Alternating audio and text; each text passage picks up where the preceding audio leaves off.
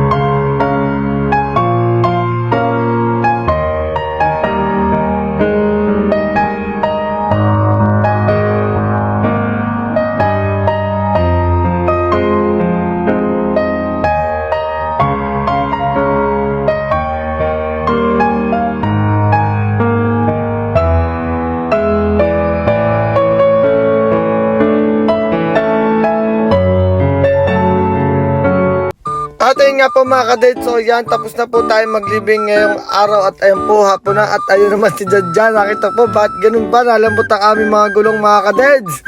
So ayun nga po, ako tatawa-tawa po sa aking kumparing ito, ayun, napakasipag at napakatyaga. Talagang pakangatinanda niya ng content kami magpapahangin na sa labas mga kadets. So ayan po, tapos na po tayo maglibing ngayong araw. Muli po, shoutout po kay Paring Jonas, salamat sa iyong pasalubong. Muli shoutout po sa San Sebastian Memorial Park ng Liliw, Laguna. Shoutout po kay na Madam at iyan po. Ayan po sa mga wala pong mautangan ng taga-Liliw. Ayan, kita-kita naman po yung makamukhang niya. Pwede niyo po yung utangan. Hindi, joke lang po mga madam. Hahay!